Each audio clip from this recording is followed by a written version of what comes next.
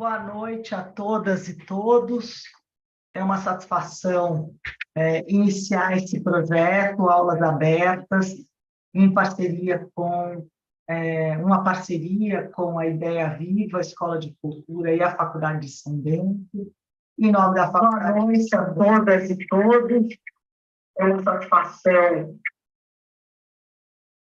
Em nome da Faculdade de São Bento de São Paulo, eu agradeço a presença do professor doutor Luiz Rodolfo de Souza Dantas, diretor e coordenador da Escola Viva, da Escola Ideia Viva, Escola de Cultura, e vai nos honrar com a primeira palestra desse projeto online ao vivo, que depois ficará disponível nos canais da Faculdade de São Bento e da Escola Ideia Viva.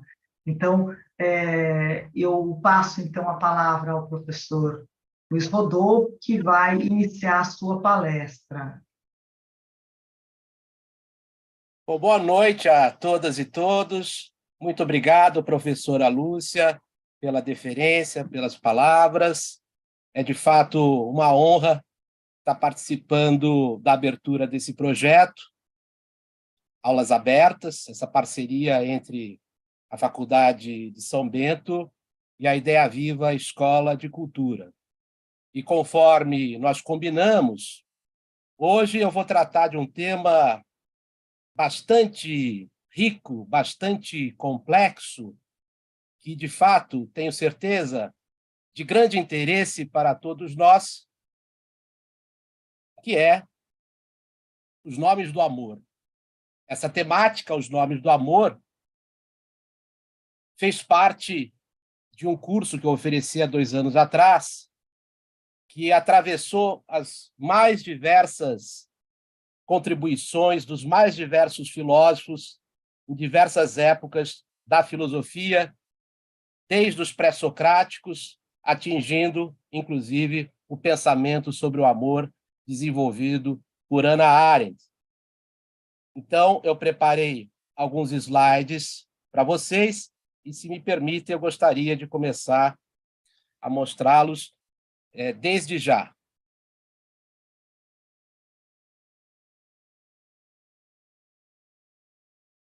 Tudo certo?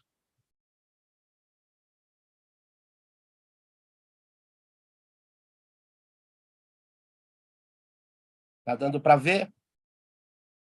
Sim, sim.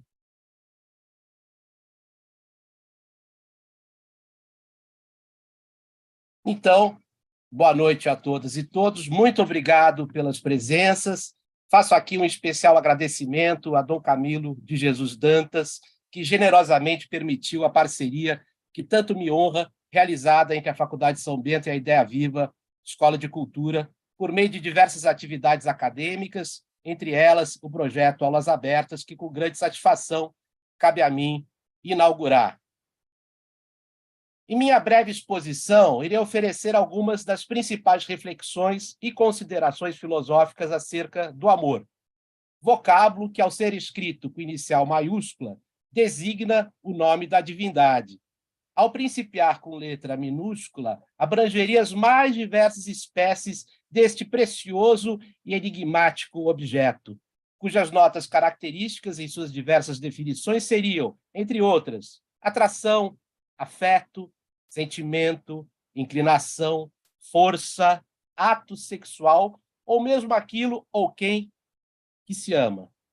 De fato, a polissemia da palavra amor é costumeiramente ressaltada pelos estudiosos, ora para apontar os traços comuns que aproximam as várias formas de amor, ora para denunciar o emprego inadequado da expressão, ao se designar por este termo o que poderia ser expresso por expressão mais apropriada. De fato, os significados que a palavra amor apresenta na linguagem comum, na filosófica, ou mesmo na psicanalítica, entre outros ramos, são díspares, múltiplos e contrastantes, a possibilitar àquele que se predispõe a empreender uma investigação mais criteriosa e sistemática do assunto, ao menos a construção de uma primeira classificação que aponte as variáveis semânticas e especulativas de termos como eros, ágape e filia, que encontram nos ensinamentos de alguns dos mais relevantes filósofos repercussões que confirmam a constatação de Jacques Lacan, expressa no seminário Mais Ainda: no coração do discurso filosófico reside, de fato, o amor.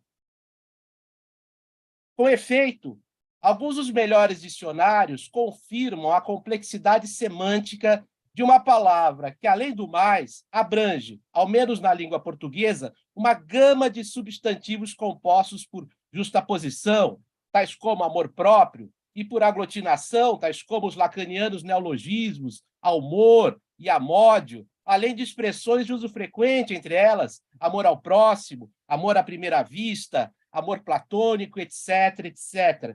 Apenas para ficarmos com um exemplo, indicamos o verbete amor, tal como sistematizado pelos lexicógrafos encarregados de elaboração do novíssimo Aulete, para dele extrairmos suas acepções mais corriqueiras. Primeiro, sentimento que faz alguém querer o bem de outrem ou de alguma coisa. Por exemplo, amor da juventude à pátria, amor pelos humildes. 2, afeto profundo, devoção de uma pessoa a outra, amor materno, por exemplo, tradicionalmente associado à forma de amor expressa pelo termo storgé. 3, sentimento terno e caloroso de uma pessoa por outra, inclusive de natureza física e sexual. Nosso amor, que eu não esqueço, Noel Rosa, Último Desejo. 4, relação amorosa. A duquesa tinha vários amores. 5, o ato sexual, fazer amor. 6, inclinação, apego ao que desperta prazer ou empatia, amor à música. 7, sentimento de devoção a Deus, veneração. 8, o ente objeto do amor. Dalila foi o amor de Sansão. 9, cuidado, zelo, dedicação, fazer alguma coisa com amor. 10, o próprio Cupido, né? Enquanto essa entidade mitológica que se confunde com o próprio amor, enquanto uma entidade que, por sua vez, tem em Eros a sua correspondência na mitologia grega. Em todo caso, o que eu quero aqui trazer para vocês são indagações, são interrogações a respeito desse nosso objeto de investigação, na expectativa que cada um de vocês, depois dessa palestra, somando-se todas as reflexões e considerações que vocês têm a respeito do amor, possam elaborar uma ou mais definições a respeito disso, que muito frequentemente é designado por sentimento, né? Muito frequentemente é designado por emoção, entre outras acepções. Acontece que nosso objeto, de fato, é dos mais complexos. E, conforme é sugerido pelo título da minha exposição, nós poderíamos tratar de várias denominações que o amor recebe, sobretudo em grego. No entanto, pelas limitações de tempo, hoje nós vamos nos ater a 3 categorias, a essa trindade tão frequentemente investigada e explorada pelos estudiosos do assunto: o amor eros, o amor filia e o amor ágape. E, por outro lado, não deixa de ser relevante sondar as obscuras origens da palavra amor, raramente bem elucidada a partir de sua raiz linguística pelos mais renomados dicionários de etimologia da língua portuguesa. Na realidade, a verdadeira etimologia da palavra é desconhecida, existindo diversas teorias que podemos recolher de determinadas obras que enfrentam as problemáticas quanto ao étimo de amor, definido por Spinoza como uma alegria que a ideia de uma causa exterior acompanha, tal como vocês podem encontrar na célebre Ética. Deste modo, recolhi a explicação que me parece a mais plausível A hipótese que a maioria dos linguistas dá mais crédito é que a palavra amor deriva de amorem, do verbo amare, derivado de kamare, do sânscrito kama, amor, desejo, paixão, atração.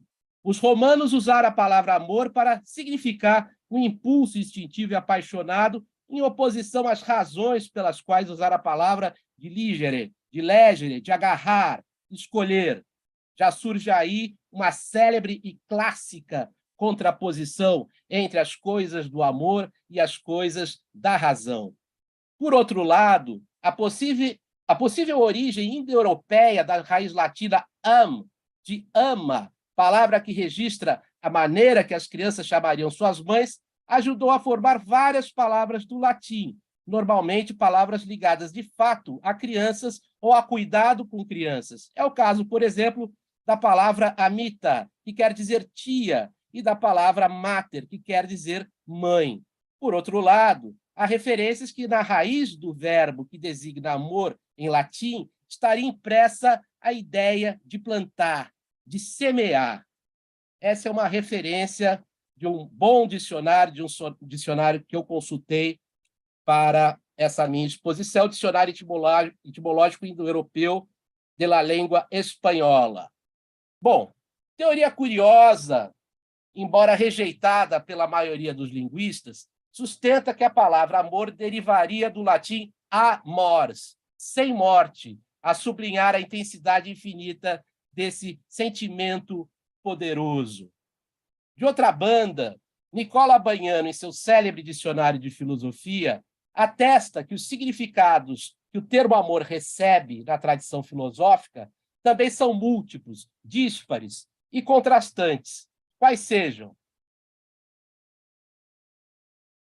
um primeiro significado, uma primeira acepção, A, relação entre os sexos; B, em vasta gama de relações interpessoais; C, amor por coisas ou objetos inanimados; D, amor a objetos ideais; E, amor às atividades ou formas de vida; F, amor à comunidade ou a entes coletivos; G, amor ao próximo e a Deus; e H, que eu incluo nessa classificação, não se encontra mencionada no dicionário de Bagnano, é o amor de Deus.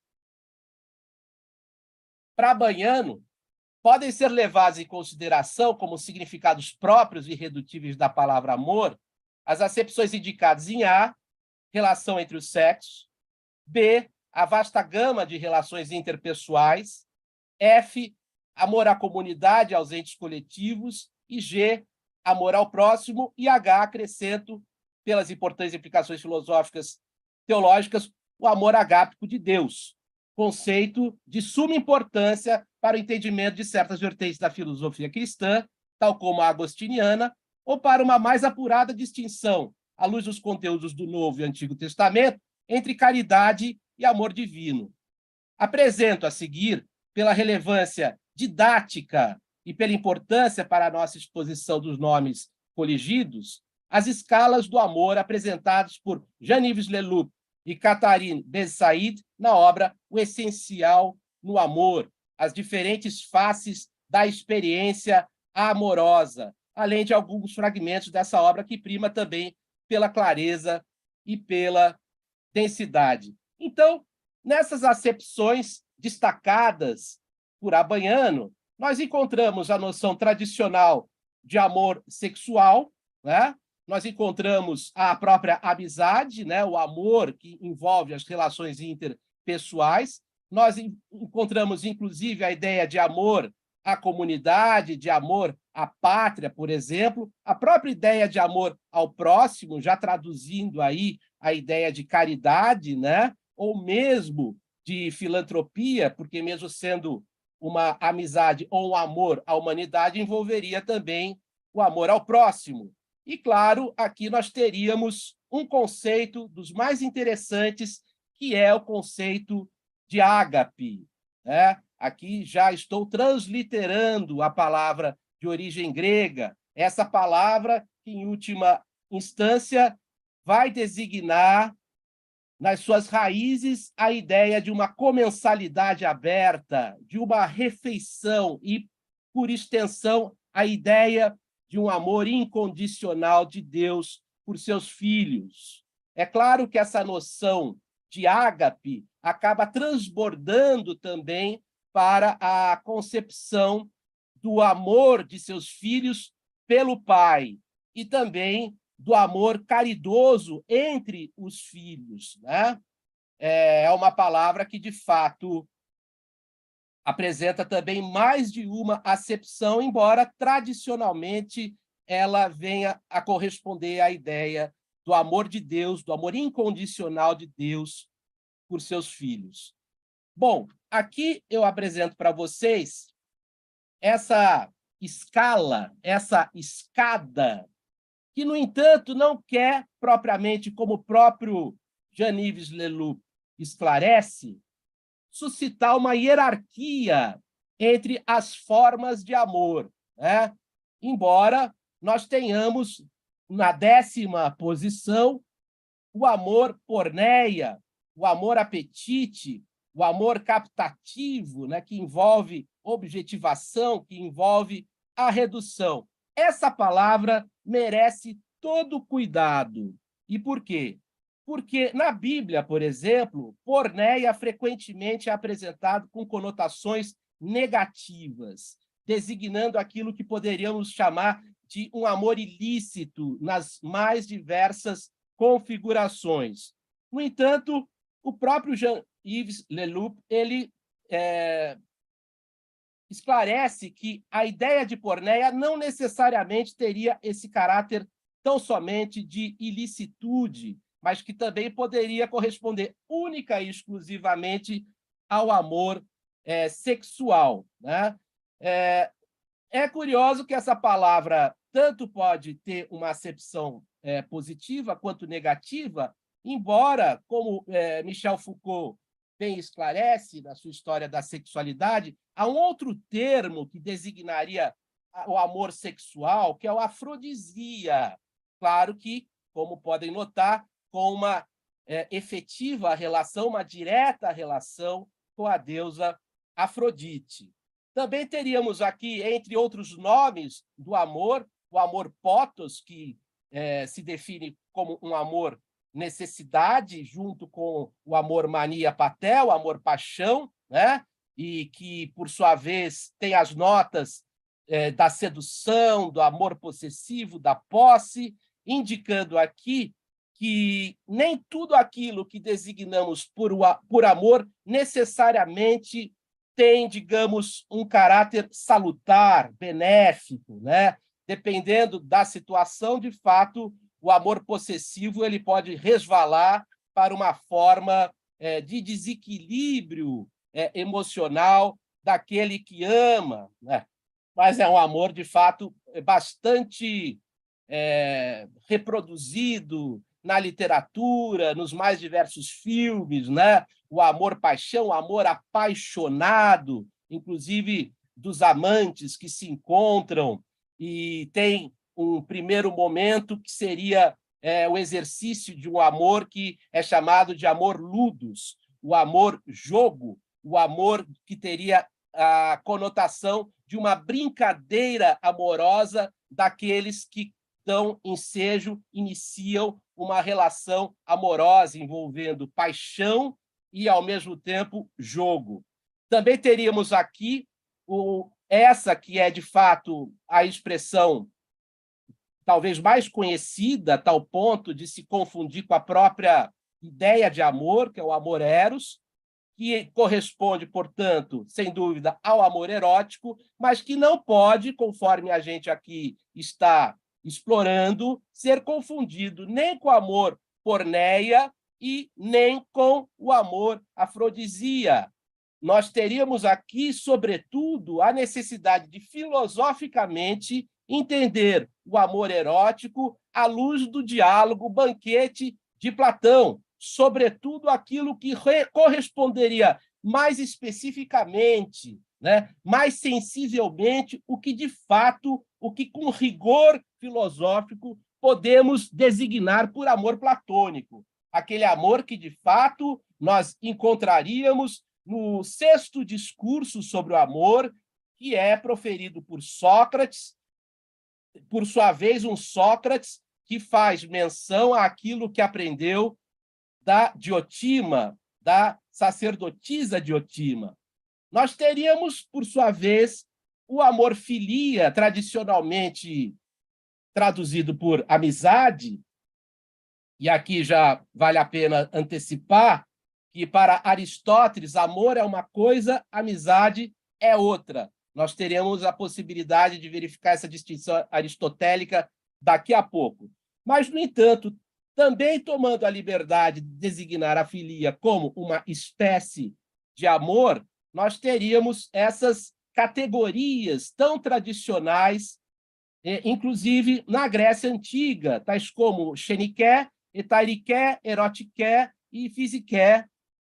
O fisiké envolveria a ideia de amor parental, de amor entre parentes de uma família, embora, tradicionalmente, esse amor ele ecoe, sobretudo, a concepção de amor storgé, de amor ternura, entre pais e filhos, entre a mãe e seus filhos, entre o pai e seus filhos. Nós teríamos o amor erotiké aqui mais próximo, não daquilo que seria o amor erótico, mas já uma confusão entre amizade e erotismo, que tradicionalmente envolve a própria ideia de uma amizade amorosa, né? De uma amizade que teria também um caráter próximo a um determinado sentido de um amor com sexualidade. Também nós teríamos o etairiké, a amizade, a hospitalidade, que, na verdade, também tem o sentido de uma amizade entre pares, de uma amizade, por exemplo, entre companheiros de luta, entre companheiros de guerra, envolvendo também a ideia de hospitalidade, assim como haveria a hospitalidade na própria noção de amor xeniké, que envolve amor, que envolve troca, que também envolve a hospitalidade àqueles que visitam, por exemplo, uma determinada localidade, ao estrangeiro, por exemplo, ao xeno.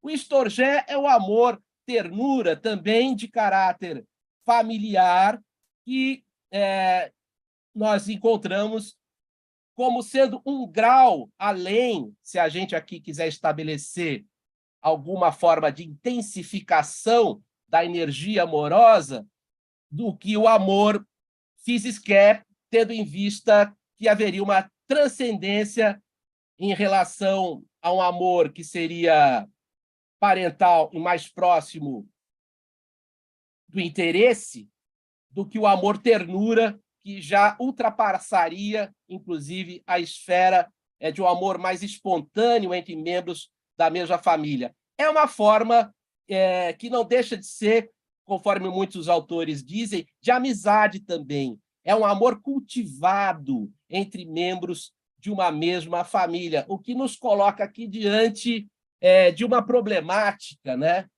O amor de mãe tão propalado, né? O amor de pai, mas, sobretudo, o amor materno, definido como amor incondicional, né? Como ele pode ser definido à luz dessas categorias que estamos apresentando? Será que, mais do que um amor que brotaria supostamente do instinto maternal, nós não teríamos também um amor que se cultiva, um amor que se alimenta diuturnamente a partir de atos, de gestos, de ternura e de amorosidade entre indivíduos de uma mesma família, né? Por sua vez, nós temos também o próprio nome, a harmonia, correspondendo ao amor que envolve bondade, assim como eunoia, que envolve dedicação, compaixão, e a própria noção tão profundamente cristã, mas não só, do amor como caris, como gratidão, como celebração, apresentando aí a nota, a tônica do amor desinteressado, embora, por vezes, também o amor-caridade é designado como uma forma de amor incondicional entre humanos, porque o ágape, efetivamente, envolveria, numa acepção primeira, a ideia do amor de Deus por seus filhos, um amor gratuito, um amor incondicional, um amor que resvalaria na noção de ser, do próprio ser do amor, idêntico a si mesmo, que gera, inclusive, a partir de si, o amor que se derrama sobre as criaturas. Então, o próprio Jean-Yves Leloup, ele traz algumas definições muito interessantes, né, sobre cada um dessas formas de amor, desses nomes do amor, mas sem, de fato, resvalar para a ideia de que haveria uma hierarquia entre eles. E uma questão que eu acho que é válida formularmos agora é se boa parte desses amores não teria uma conotação sagrada. Ou seja, se esses amores, além, claro, do ágape, não teriam conotação divina. Um exercício interessante é mapear, tentar detectar nas escrituras a presença, a manifestação, a menção a essas formas de amor, né?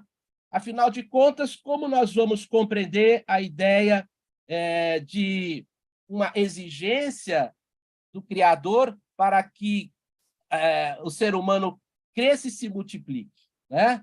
Ou seja, nós devemos ter aqui uma base que, obviamente, parte de uma ideia de um amor voltado à procriação e tem, de fato, uma conotação essencialmente divina, essa forma de amor. Mas nós temos, claro, aqui a ideia de um amor apetite, né? Que o Jean-Yves Leloup designa por vou devorar-te, amo-te como um animal, para, inclusive, indicar que essa forma de amor não tem apenas uma conotação sexual, né? Porque essa forma de amor pode se manifestar, conforme o Jean-Yves Leloup menciona, na relação entre mãe e filho, quando o filho sente a necessidade de ser alimentado. Essa manifestação espontânea do filho que tem fome e a mãe que lhe dá o alimento, ou seja, trazendo também um outro entendimento, uma outra compreensão do que a gente pode entender por porneia. A ideia do potos enquanto amor-necessidade, ele diz dessa forma, é o amor que pode ser traduzido como és tudo para mim, sinto necessidade de ti, amo-te como uma criança. O mania paté, amor-paixão, amo-te de paixão, estou gamado por ti, és meu, minha, é só meu, minha, amo-te como um louco, não posso sem ti. O eros, o amor erótico, sinto desejo por ti, tu me dás-me prazer, és lindo, és jovem, mas também lembrando que, por exemplo, em Plotino, ou mesmo no Cântico dos Cânticos, o amor erótico vai ganhar uma outra dimensão, né? Ou seja, ele gradativamente, na filosofia e na filosofia mais espiritualizada, ele vai ganhando contornos de um amor transcendente, né? Aqui, no caso, o amor, amizade e filia, que envolveria a ideia de tenho respeito e admiração por ti, aprecio tua diferença, sinto-me bem sem ti e ainda melhor contigo. És ou minha melhor amigo ou amiga. Gosto de estar contigo. És benfazejo para mim. O estorgé como amor ternura, eu me supero quando estás comigo. Sinto muita ternura por ti. Estou feliz porque estás comigo. Amor ternura. Amor harmonia, como a vida é linda quando amamos. Estamos bem juntos, contigo tudo é música, o mundo é mais belo, o mundo é equilíbrio, o mundo é paz, o mundo é harmonia. Eunóia, amor, dedicação, gosto de cuidar de ti, estou a serviço do melhor de ti mesmo. Caris, amor, celebração, o amo-te porque eu te amo. É uma alegria, é uma graça amar e te amar. amo-te sem condições, amo-te sem razão. E o ágape é o amor gratuito, amor que faz girar a terra, o coração humano, as outras estrelas. Não sou apenas eu que amo gratuitamente, amo e te amo, mas é o amor que ama em mim. Pelas limitações de tempo, permitam-me tecer, a partir de agora, à luz da mitologia, da filosofia e da religião, algumas considerações sobre essa tradicional trindade amorosa, que frequentemente, por assodado reducionismo, corresponderia aos nomes do amor Eros, Filia e Ágape, aqui transliterados. Porém, como vimos, os nomes em grego para aquilo que podemos designar por amor são em maior número. Registro que a escala de Leloup, por mais ampla que seja, mesmo assim não abrangeu todos, tais como o amor filautia, né, que a gente traduz por amor próprio, esse amor que, inclusive, tem conotações positivas, mas também negativas, inclusive quando se confunde com ideias como narcisismo e egoísmo, né? A filautia tem alta densidade filosófica e religiosa, de fato, tanto em sua dimensão luminosa quanto sombria, para não esquecermos da filantropia, que é inequivocamente uma das mais relevantes formas de amor, embora de expressão desgastada, quando vem associada a um frágil ou tênue assistencialismo.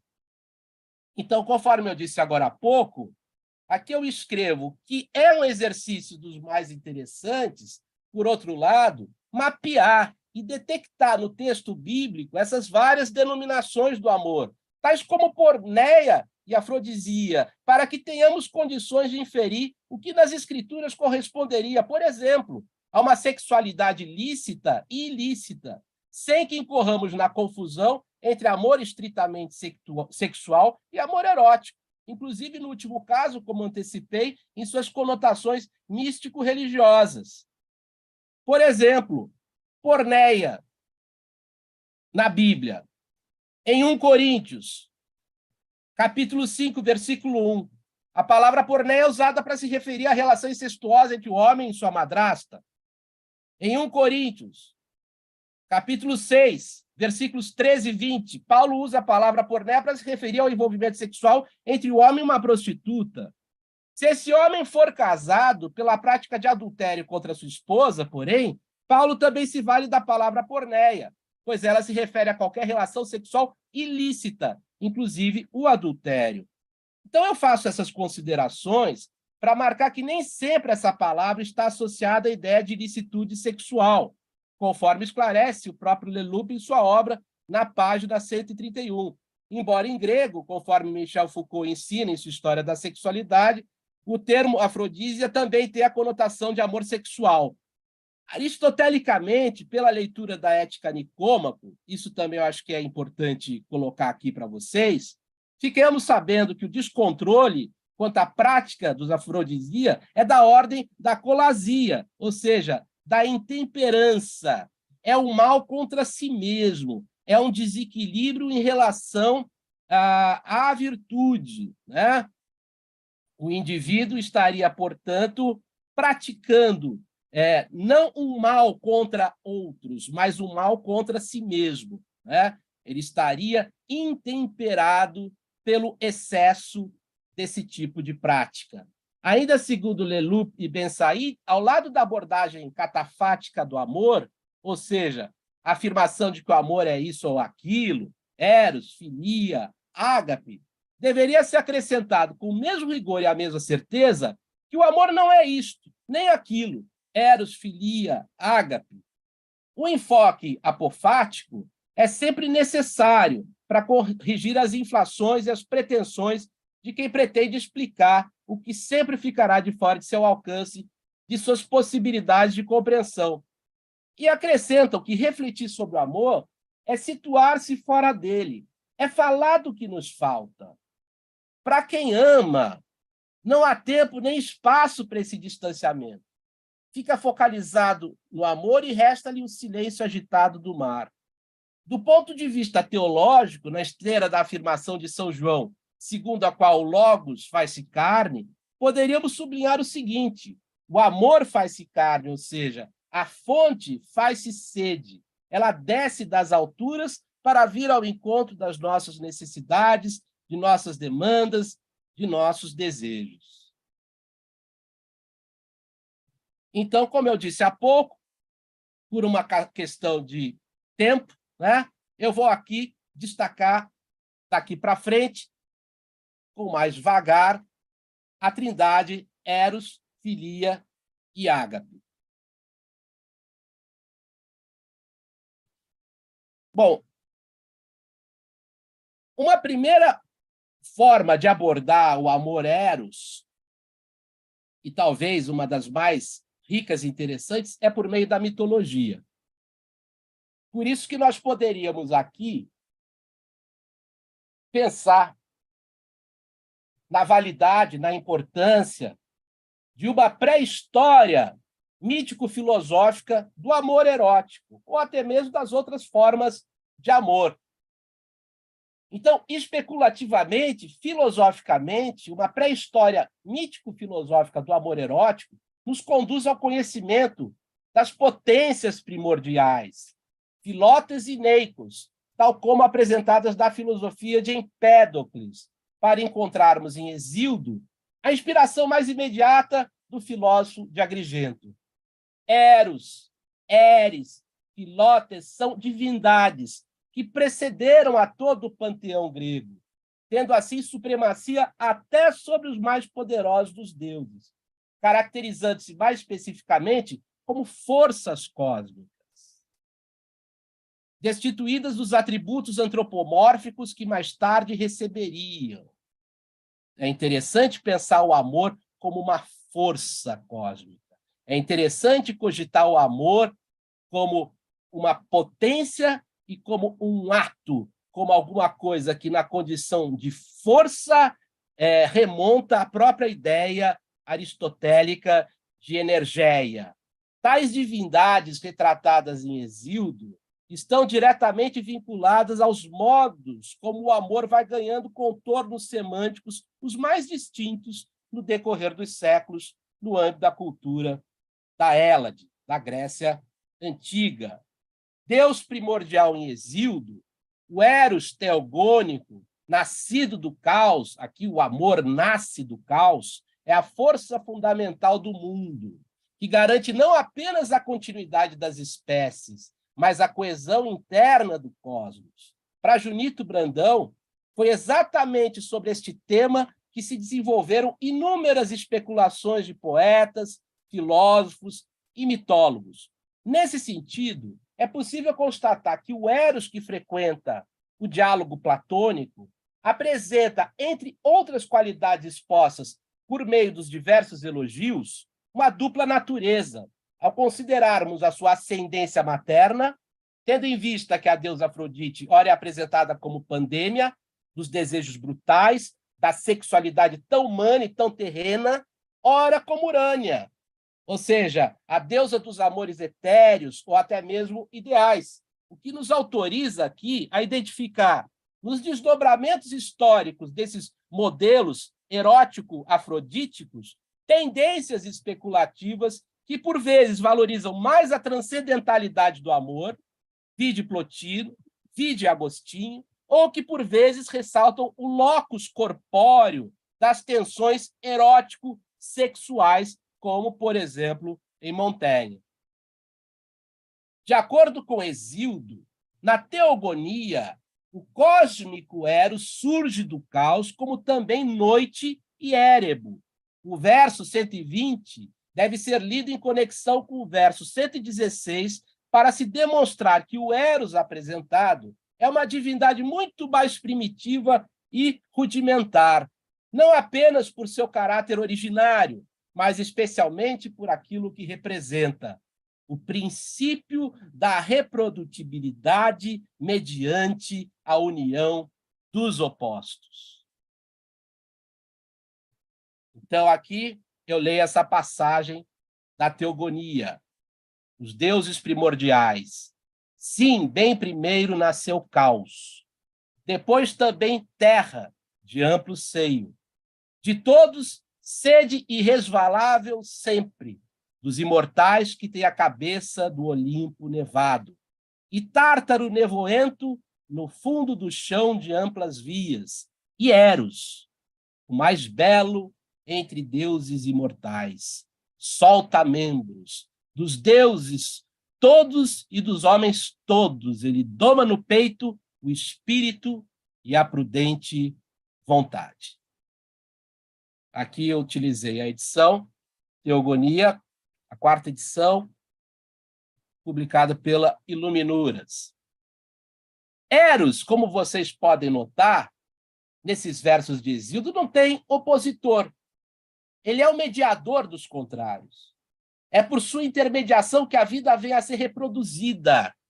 Ele é essa força que permite a reprodução, que a vida viceje, que a vida prossiga, tanto que a ele não é atribuído filho algum. Por outro lado, com relação ainda ao surgimento de divindades que estão diretamente vinculadas a outras concepções de amor, indicamos que Noite gera de si mesma uma série de deuses, entre os quais encontramos as deusas Filótes e Eris, ou Disputa. Se Filótes é o princípio da amizade, da proximidade, da concórdia, Eris não chega a ser seu contraditório, mas o princípio de toda forma de disputa, mesmo daquela verbal, a que se daria o nome erística, ou seja, o confronto dos argumentos, opiniões e um debate, embora no âmbito da retórica, caracterizando na tradição sofística a argumentação per fas et nefas, para o bem ou para o mal, com o emprego de recursos lícitos ou ilícitos. Eu trago essa informação aqui para vocês, porque frequentemente meus alunos de retórica e de argumentação indagam sobre a etimologia da palavra erística, né? E, por vezes, associam erística a eros, o que é um equívoco. Nós teríamos, de fato, a erística como uma espécie de vale-tudo argumentativo. O próprio Schopenhauer, ele mesmo teceu considerações importantes sobre essa arte. São válidos todos os expedientes, lícitos ou ilícitos, para se ganhar uma discussão, né?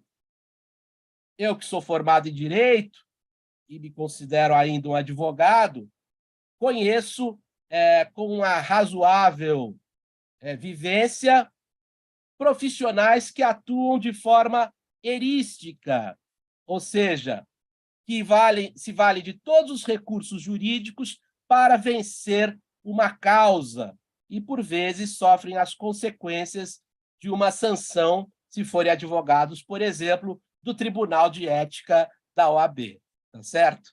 Inclusive, é nesse contexto erístico do direito que a mentira é um expediente também utilizado, mas isso não quer dizer, por favor, que todos os advogados sejam mentirosos, tá bom?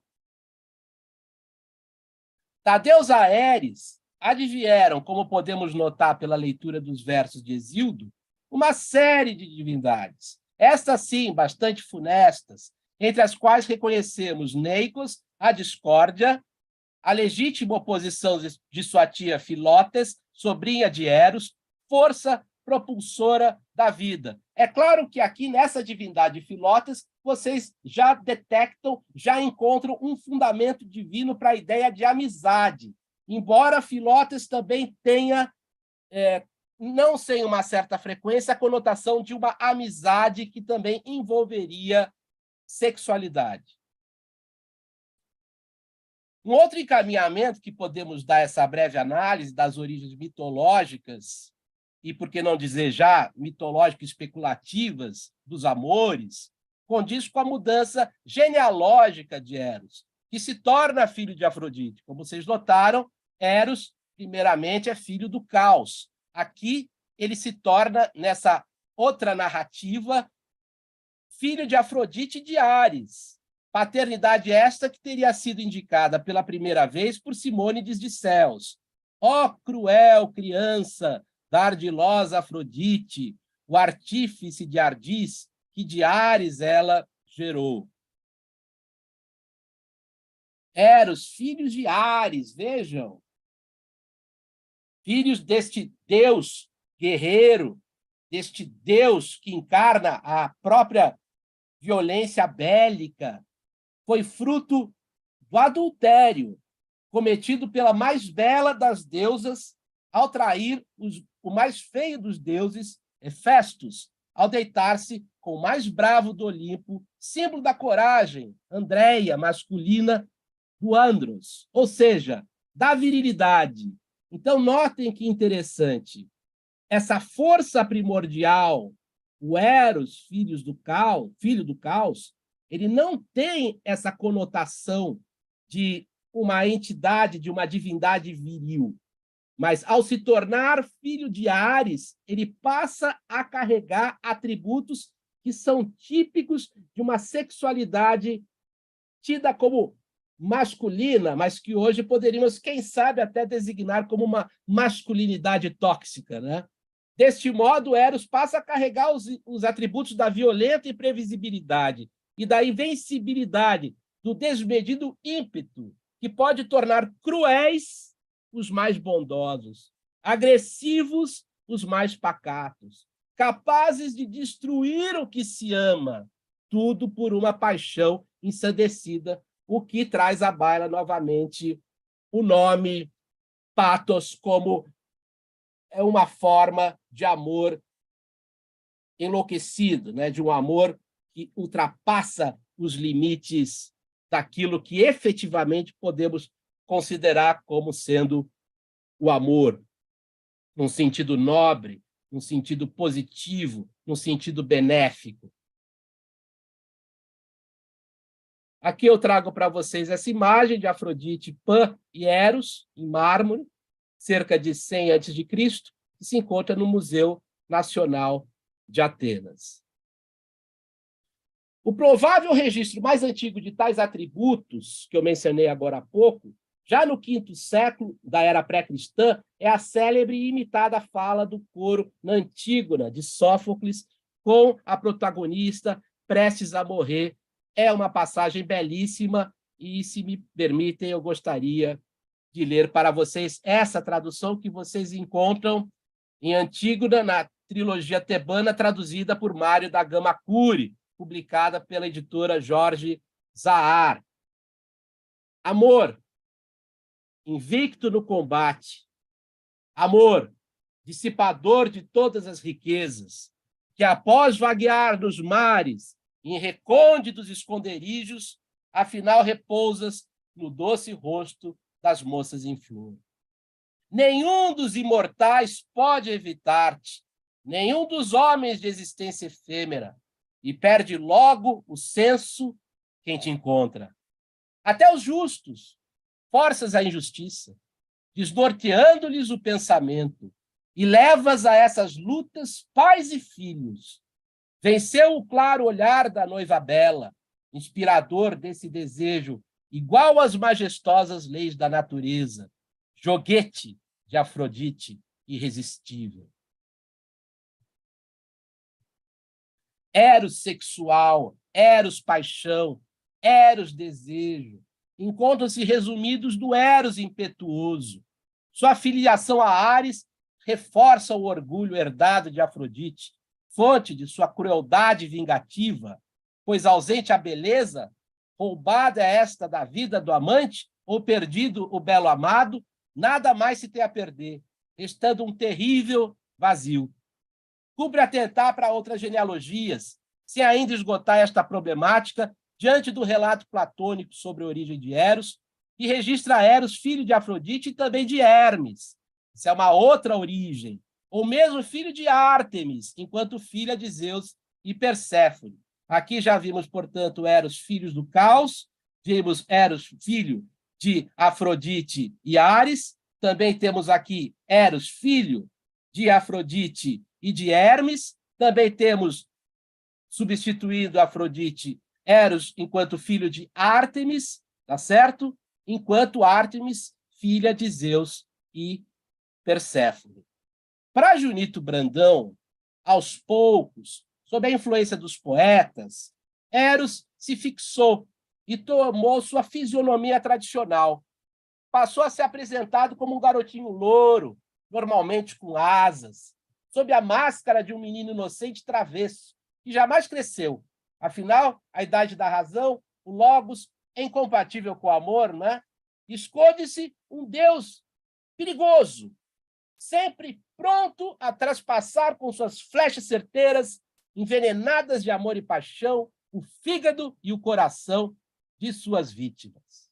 Mitologia Grega, volume 1, essa obra já clássica de Junito Brandão, publicada pela Vozes. Aqui um mosaico com Eros e Pan, cerca do século II a.C., que se encontra no Museu de Zaragoza.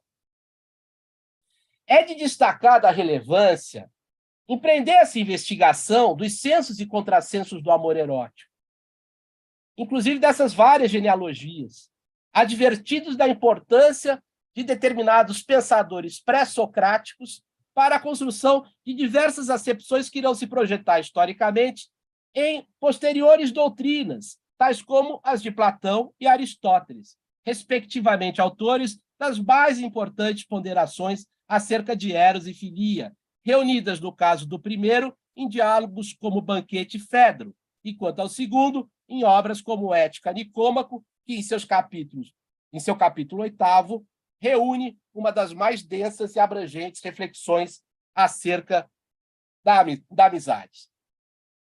Mas, em termos de reflexões pré-socráticas, de investigações filosóficas pré-socráticas sobre o amor, eu indico aqui os físicos Parmênides, Heráclito e Empédocles, sobretudo o último, que eu acabei de mencionar agora há pouco, em vista de um maior conjunto de fragmentos que foram preservados, possibilitam, inclusive, que indiquemos algumas das principais denominações e acepções atribuídas ao amor na antiguidade, que, por sua vez, atestam o quanto os pré-socráticos empreenderam uma compatibilização entre a tradição mítica e a razão filosófica, bem como com a espiritualidade mística.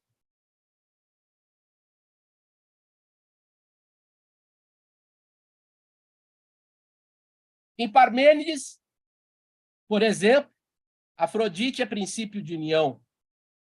Em Heráclito, nós temos o conflito e a conjunção, o conflito e a harmonização entre pólemos e harmonia.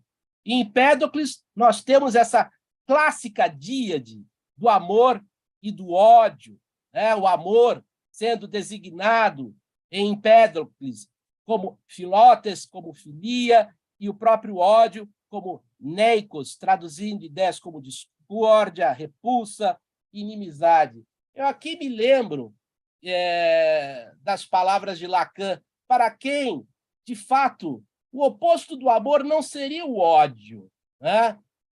Quando ele trata das paixões do ser, né? O amor, inclusive, uma dessas paixões, ele esclarece que o oposto do amor é a indiferença. Isso dá o que pensar. Trazendo à baila também que outras paixões do ser são, além do amor, o ódio e a ignorância. Por outro lado, eu gostaria, então, de sustentar aqui um pouco mais a importância de Empédocles, sobretudo como um pensador que fez frutificar essa tão tradicional díade, amor e ódio, a partir, por exemplo, de fragmentos como este, fragmento 26. No decurso do ciclo, a predominância dos elementos é alternante, os elementos afogam-se uns nos outros, consoante o ciclo fatal que lhes foi assinalado. São sempre os mesmos, mas, quando circulam uns através dos outros, tomam a forma humana e de outros animais, tão depressa se unem, formando um organismo, em virtude do amor, como tão depressa se separam, em virtude da repulsa, até que o uno antes existente se anula. Assim, enquanto o uno se gera no múltiplo, onde enfim de novo fenece, assim dura eternamente, subsistindo em ciclo perpétuo, na medida em que a mutação for perpétua. Quanto a mim, Vou meter-me de novo a caminho pela estrada que meus cantos já percorrem, extraindo outro discurso desse discurso. Quando a repulsa se retirou para os abismos turbilhonantes, e quando o amor atingiu o centro, todas as coisas se uniram ao amor, formando uma unidade, a qual se completou não só de uma vez, mas em aproximações voluntárias, provenientes de vários sentidos, e uma vez sintetizadas, deram origem a inumeráveis espécies de animais.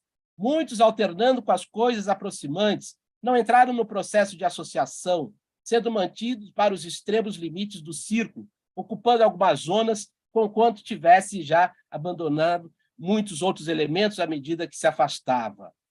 E o doce e imortal elan do amor ia avançando sem cessar, vitorioso, à medida que os elementos imortais se tornavam mortais, enquanto o separado se unia, tudo se modificando em segmento da síntese e nascendo intensas variedades de seres mortais, dotados de várias formas, em espetáculo deslumbrante, digno de contemplação. Aqui utilizei a edição do Pinharanda Gomes, a Filosofia Pré-Socrática, publicada pelo Guimarães Editores. A Filóteles de Empédocles, esse amor de Empédocles, né, tão associado às ideias de discórdia, né, ou de ódio, as traduções são diversas para essa ideia que ele explora, repulsa, inclusive, como vocês viram na tradução, né? A Filóteles de Empédocles é, antes de tudo, o princípio da concordância. O amor, portanto, em Empédocles é o princípio da concordância, aquilo que os físicos modernos passariam a denominar lei da atração, licenciosamente assimilada pelo misticismo contemporâneo, né? Precariamente assimilada pelo misticismo contemporâneo. A amizade, no contexto, é uma metáfora. Em cada um desses níveis, podemos identificar o amor agápico do cristianismo, personificado em Jesus. Por intermédio da Filóteles de Empédocles, o eros cósmico retornará como ágape, o amor-amizade desinteressado e impessoal que emana de Deus e se traduz humanamente em ação caridosa. Essa é uma das possibilidades de estabelecermos algumas conexões entre esses fundamentos sobre o amor, auridos da tradição pré-socrática, e aquilo que será desenvolvido no âmbito do cristianismo e, mais especificamente, no âmbito da filosofia cristã. Aqui, eu me permito também avançar um pouco mais para que a gente possa tratar desse amor dito platônico. Essa é uma expressão que encerra também uma série de mal-entendidos, uma série de equívocos, e, de fato, a única maneira de entender o que é realmente amor platônico é ler o Banquete e, ao mesmo tempo, prestar muita atenção ao discurso de Sócrates Diotima. Então, aqui eu tenho imagens de pintura em cerâmica grega representando um banquete, um simpósio de cerca do século 5 e 4 antes de Cristo. Aqui eu tenho uma célebre pintura de Anselmo Feuerbach, o Banquete, né? Depois esses slides vão ser disponibilizados, mas o que eu posso aqui registrar é que nós temos, no diálogo de Platão, né, o relato de um encontro festivo na casa de Ágaton, que é o poeta trágico ateniense, que Sócrates é o mais importante de os convidados. Entre outros, também se encontram na casa de Ágaton Aristodemo, amigo e discípulo de Sócrates, Fedro, que é um jovem retórico, Pausânias, amante de Ágaton, o médico Erixímaco, Aristófanes, comediante que sempre buscava ridicularizar a Sócrates, e já com o banquete transcorrendo, o general e político Alcebíades. Depois, verifiquem essas identificações que podem ser feitas da pintura de Feuerbach.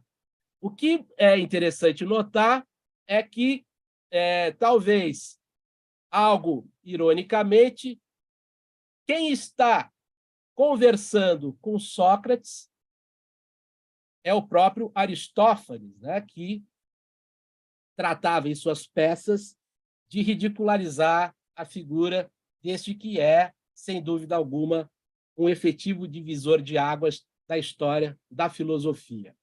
Então, nós temos nesse diálogo sobre o amor e sobre o amor eros, um encontro festivo na casa de Ágaton, que é o poeta trágico ateniense. Sócrates, de fato, é o mais importante dos convidados. O pano de fundo deste diálogo são 7 discursos acerca do deus Eros, o deus do amor. Erexímaco e Sócrates propõem que cada um dos convidados elabore um discurso sobre o amor, argumentando que, antes de falar sobre o bem que o amor causa e seus frutos, deveriam se ocupar de definir, de bem dizer o que ele é. Os oradores em ordem de apresentação foram Fedro, Pausânias, Erixímaco, Aristófanes, Ágaton, Sócrates e Alcibíades. Quando chega a hora de Sócrates discursar, ele propõe que, sendo o amor de algo, esse algo é, por ele, o que ama, certamente desejado. Mas esse objeto do amor só pode ser desejado quando lhe falta, e não quando possui, pois ninguém deseja aquilo de que não precisa mais. O que deseja, deseja aquilo de que é carente, sem o que não deseja, se não for carente. As posteriores asserções de Diotima também fazem lembrar Ulisses. O Eros não é belo, tampouco feio. Como não é belo, ele não pode ser um deus, mas é um daimon, que aproxima dos homens os bens dos deuses. Isso é explicado pela célebre genealogia, segundo a qual Eros é o filho da pobreza, Pênia e de Poros, a personificação do caminho do meio de alcançar alguma coisa. Como ele foi gerado por ocasião do nascimento de Afrodite, Eros está sempre em busca do belo, mas ele próprio permanece terno, embora também feio e imperfeito. Dessa maneira, ele se torna o modelo do filósofo, que se encontra continuamente no caminho da sabedoria, pois ele próprio não a possui, como os deuses, mas já reconheceu seu valor, o que os ignorantes, amáteis, nunca, para o próprio discurso de Sócrates, conseguem. De modo geral, o amor é a aspiração de cada pessoa à sua felicidade, eudaimonia, ou ao bem, ágaton, mas, no sentido estrito, só a vida orientada para o objetivo final imortal, mas não apenas por bens individuais como riqueza ou saúde e forças físicas, pode ser chamado amor. Então, esse desenvolvimento gradual também mostra como os méritos do amor, louvados pelos oradores antes de Sócrates, podem ser sistematicamente avaliados. O amor não é, como opinou Aristófanes, dirigido a uma metade do próprio si mesmo, mas à beleza como um todo, enquanto os feitos heróicos, descritos por Fedro e por outros, são uma consequência do amor pelas coisas belas de nosso aperfeiçoamento. Sócrates, inclusive, recusa o lugar do objeto amado para se afirmar faltoso, ou seja, desejante, ou como gostariam os psicanalistas, como sujeito de desejo. E, nesse caso, para explorar uma interface entre filosofia do amor e psicanálise, eu trago aqui essa explicação instigante e bastante esclarecedora de Jacques Alain Miller, mas não sem antes lembrar aos psicanalistas que eventualmente estão aqui assistindo que o próprio Freud chegou a tratar na Psicologia das Massas e Análise do Eu do amor não apenas na sua acepção libidinal, sexual, não apenas na sua acepção erótica, mas também em várias acepções, tais as que eu aqui apresentei. Ele diz, inclusive, antes de eu falar dessa passagem do Jacques Alain Miller, o seguinte, na Psicologia das Massas e Análise do Eu. Vejam que interessante. Freud diz que o núcleo daquilo que chamamos amor é formado naturalmente por aquilo que é comumente conhecido como amor e que é cantado pelos poetas. Isso é, amor sexual, cujo termo é constituído pela união sexual. Mas não separamos todas as outras variedades de amor, diz o Freud, tais como o amor por si mesmo, o amor que sentimos por pais e filhos, a amizade, O amor dos homens em geral, não mais do que não separamos o apego a objetos concretos e a ideias abstratas. Para justificar a extensão que damos ao termo amor, podemos citar resultados revelados pela pesquisa psicanalítica. Ou seja, que todas essas variedades de amor são expressões de um único e mesmo conjunto de tendências. Isso é muito importante. As quais, em alguns casos, convidam à união sexual, enquanto outras desviam desse objetivo ou impedem a sua realização, conservando traços característicos de sua natureza, de modo a que não nos enganemos sobre a sua identidade. Pensamos que, dada a palavra uma tal multiplicidade de significações, estaríamos apenas colocando essa síntese na base de nossas considerações. Né? E já que Alain Miller, né, responde, amar, dizia Lacan, é dar o que não se tem. Amar é reconhecer sua falta e doá-la ao outro, colocá-la no outro. Não é dar o que se possui, os bens, os presentes. É dar algo que não se possui, que vai além de si mesmo. Para isso, é preciso se assegurar de sua falta, de sua castração, como dizia Freud. E isso é essencialmente feminino. Só se ama verdadeiramente a partir de uma posição feminina. Amar feminiza. É por isso que o amor é sempre um pouco cômico em um homem. Porém, se ele se deixa intimidar pelo ridículo, é que, na realidade, não está seguro de sua virilidade. Eu acho essas palavras de extrema atualidade, de extrema relevância. Bom, nós temos, se me permite avançar um pouco mais, também que trazer algumas considerações sobre a concepção de amor em Plotino, em que, de fato, o amor erótico vai ganhar uma transcendência espiritual. É o que a gente pode designar por uma transcendentalidade do amor na filosofia plotiniana. Sem dúvida, o eros platônico reaparece em Plotino, precedido nas Enéadas 1:6 por uma estética das coisas sensíveis. Para ele, a beleza, kalos, não é, como foi para os estoicos, uma questão de medida, de metron, ou assimetria das partes, pois tais parâmetros não poderiam explicar a beleza de uma simples estrela à noite do céu. A beleza, para ele, acaba sendo uma mistura entre transcendência eidético-platônica com o ethos aristotélico imanente, sendo que a verdadeira essência da beleza é a simplicidade. Essa simplicidade encontra-se proeminentemente no uno. Das belezas sensíveis, passa-se para as práticas e ciências, e daí para uma purificação da alma para a contemplação da beleza, que é o bem, com a consequente caracterização de uma amorosidade solitária por meio do regresso ao uno, uma fuga do solitário para o solitário. A ruptura com a dimensão dialógica, com a afirmação da via introspectiva de conhecimento, visando uma união mística. Plotino, que tinha vergonha de estar num corpo, compara o amor terreno com o rapto de uma virgem a caminho de seu pai.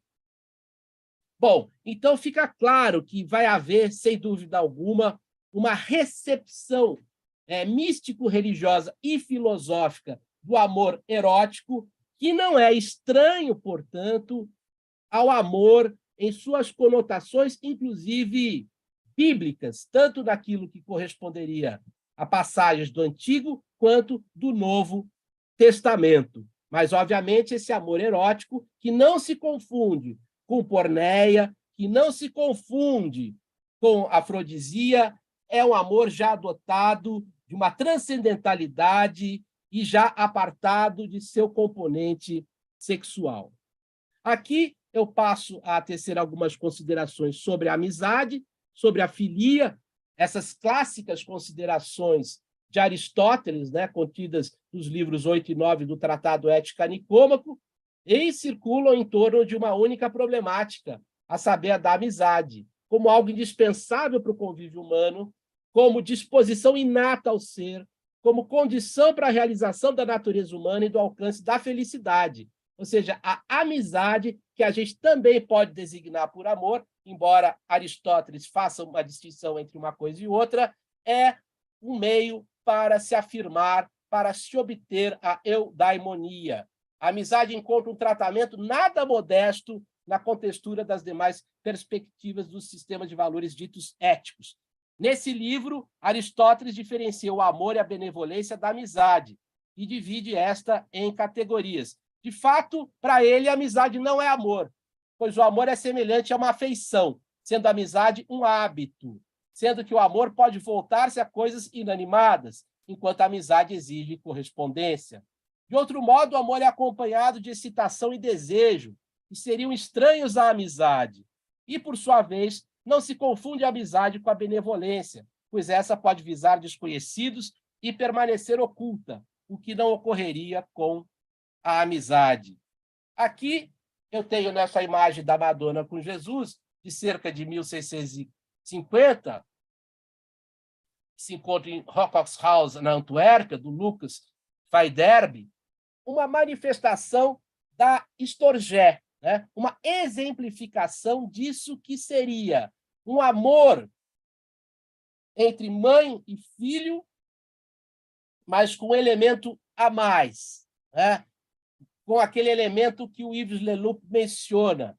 Essa forma de amor faz com que tanto um quanto o outro se superem, mas isso não deixa de lado o fato de que a Storgé, tradicionalmente, é também considerada uma forma de amizade, de profunda, de intensa, de uma amizade que a gente poderia, por vezes, dizer que também pode vir a caracterizar aquilo que a gente chama de amor incondicional da mãe por seus filhos.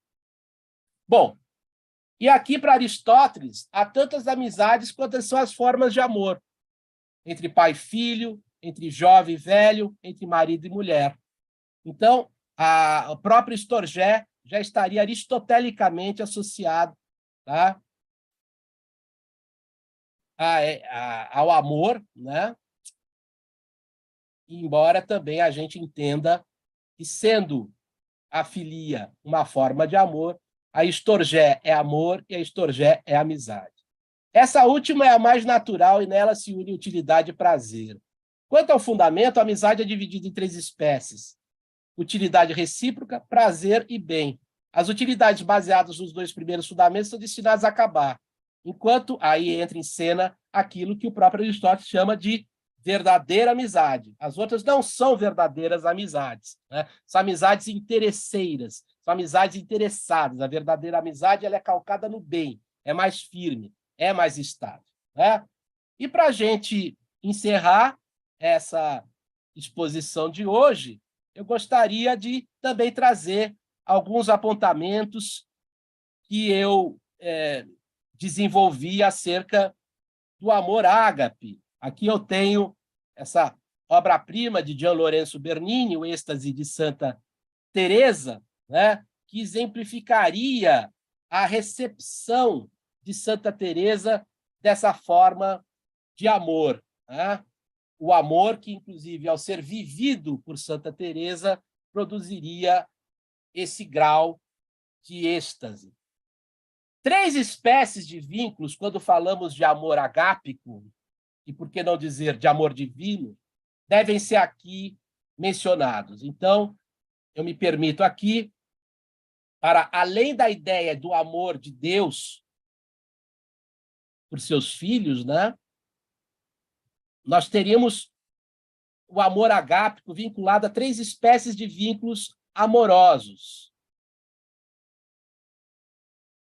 Esses amores estão fundamentados, de um modo ou de outro, da sacralidade do amor divino, correspondendo, primeiro, então, ao amor de Deus pelos humanos, o amor dos humanos que se direciona a Deus, e o amor entre os humanos baseado na caridade ou mesmo na boa vontade, se quisermos ressaltar sua natureza virtuosa. E aqui eu tenho uma representação de um ágape, né?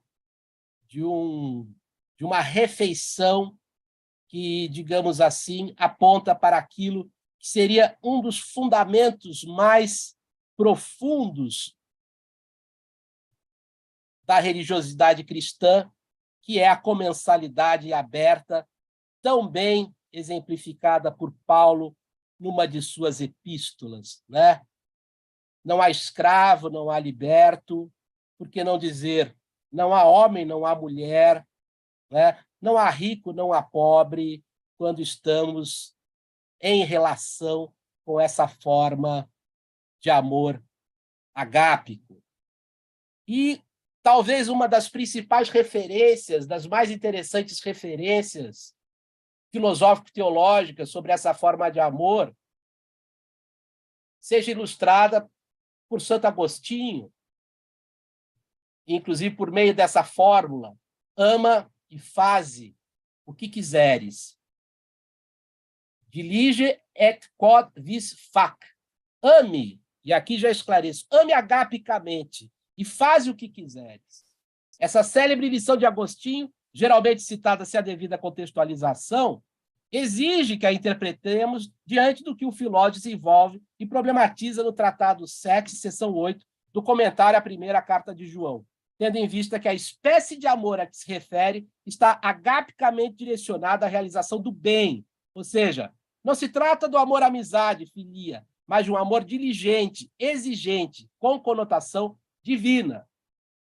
E diz Agostinho: uma vez por todas, foi-te dado somente um breve mandamento: ama e faz o que quiseres. Se te calas, cala-te movido pelo amor. Se falas em tom alto, fala por amor. Se corriges, corrige por amor. Se perdoas, perdoa por amor. Tem no fundo do coração a raiz do amor. Dessa raiz não pode sair senão o bem. Ama e faz o que quiseres. Nessa frase encontramos, resumidamente, a ética agostiniana, ética da ação, alicerçada no amor. Amor meus, pondus meum. O peso de Agostinho é o amor, ao afirmar que, onde quer que fosse, era o amor que o levava. No fundo, que o conduzia a fazer a vontade de Deus. E diz ele: o corpo, devido ao peso, tende para o lugar que lhe é próprio, porque o peso não tende só para baixo, mas também para o lugar que lhe é próprio. Assim o fogo encaminha-se para cima e a pedra para baixo. Movem-se segundo o seu peso, dirigem-se para o lugar que lhes compete. O azeite derramado sobre a água aflora a superfície. A água vertida sobre o azeite submerge-se debaixo deste. Movem-se segundo o seu peso e dirigem-se para o lugar que lhes compete. As coisas que não estão no próprio lugar agitam-se, mas quando encontram, ordenam-se e repousam. O amor é o meu peso. Para qualquer parte que vá, é ele quem me leva. Para essa distinção, inclusive aqui entre amor agápico e filia, citemos João, capítulo 21, versículos 15 a 17, de acordo com a tradução da Bíblia de Jerusalém. Depois de comerem, Jesus disse a Simão Pedro: Simão, filho de João, tu me amas mais do que estes? Ele lhe respondeu: sim, Senhor, tu sabes que te amo. Jesus lhe disse: apacenta os meus cordeiros. Uma segunda vez lhe disse: Simão, filho de João, tu me amas? Sim, Senhor, disse ele, tu sabes que te amo. Disse-lhe Jesus: apacenta as minhas ovelhas. Pela terceira vez, disse-lhe: Simão, filho de João, tu me amas? Entristeceu-se Pedro, porque pela terceira vez lhe perguntaram: tu me amas? E lhe disse: Senhor, tu sabes tudo, tu sabes que te amo. Jesus lhe disse: apacenta as minhas ovelhas. Nas duas primeiras vezes, ao perguntar se Pedro amava, Jesus emprega o verbo agapao, mas Pedro responde com o verbo filéu.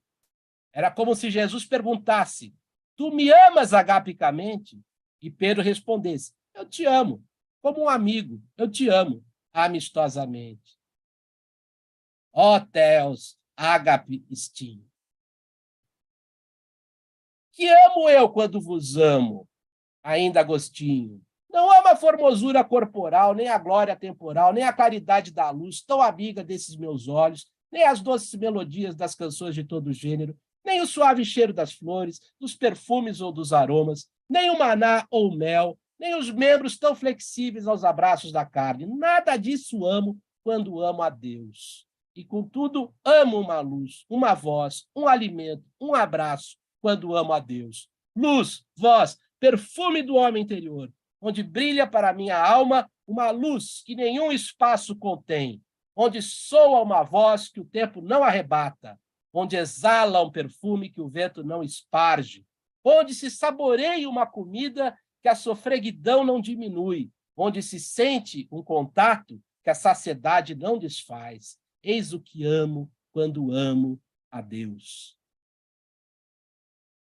Nesse sentido, ágape é um vocábulo que reúne, conforme fizemos observar, as três categorias agápicas de vínculos, sendo que, frequentemente, a palavra caridade é utilizada em seu lugar. Afinal, Deus caritas est, expressão latina que tanto pode ser traduzido por Deus é caridade, como por Deus é amor, tal como a grega expressão theos, agape, stin, já por nós destacada. Por outro lado, cumpre ressaltar que existem, ao investigarmos algumas das mais relevantes referências filosóficas, religiosas e literárias que evidenciam um ou mais desses vínculos, sobretudo no âmbito do religamento místico, variações mais ou menos receptivas a uma espécie de divino erotismo, sacro e não sacrílego, tal como passível de ser identificado pela leitura de certos poemas de Teresa de Jesus ou de Juan de la Cruz, ou mesmo pela apreciação dos versos e ensinamentos poéticos sapienciais do belíssimo Cântico dos Cânticos, atribuído a Salomão, integrante do Antigo Testamento. Por sinal, e aqui eu já me encaminho para o encerramento desse nosso encontro, dessa exposição, mas fico à disposição, inclusive, para conversarmos a respeito do que foi tratado e de outros assuntos conexos, né? Por sinal, com relação ao poema bíblico mencionado, vale registrar o quanto esse texto, o Cântico dos Cânticos, recebe há séculos as mais diversas interpretações, entre elas a que retoma a tradição profética do casamento de Javé com o seu povo. Por exemplo, para o Talmud, o noivo é Deus e a noiva a comunidade de Israel. A que sustenta a alegoria da união entre Jesus Cristo e a igreja. A que consagra a união mística entre o fiel com Deus ou com Cristo.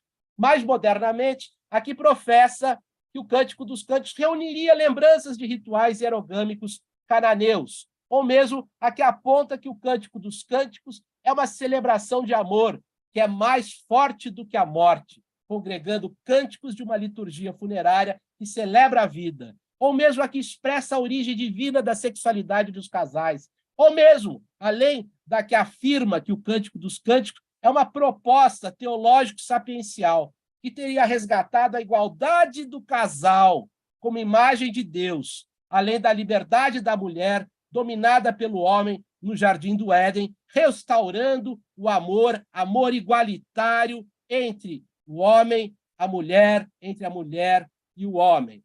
E encerro com essa passagem tão bela, tão inspiradora do Cântico dos Cânticos. A amada. Eu sou do meu amado, seu desejo traz a mim. Vem, meu amado, vamos ao campo. Pernoitemos sob os cedros, madruguemos pelas vinhas. Vejamos se a vinha floresce, se os botões estão se abrindo, se as romeiras vão florindo. Lá te darei meu amor. As mandrágoras exalam seu perfume. A nossa porta há de todos os frutos, frutos novos, frutos secos, que eu tinha guardado, meu amado, para ti. Muito obrigado.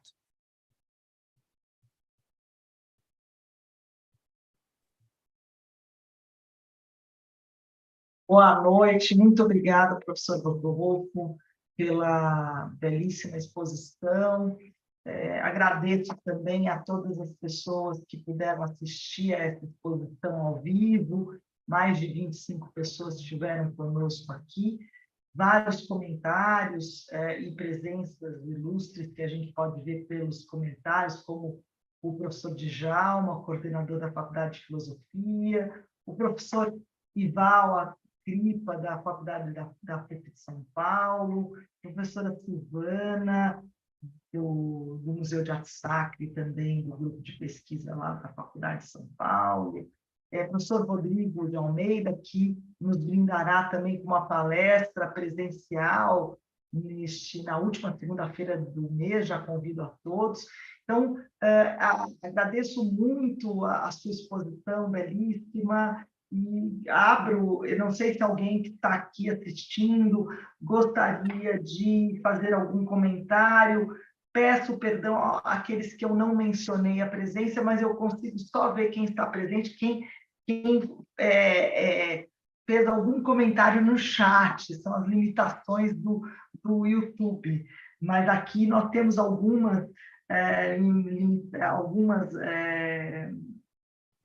comentários aqui que me permito ler. Professor Ival diz: professor Luiz Rodolfo, passeando pela mitologia, linguística, filosofia, psicanálise e esbanjando erudição, parabéns.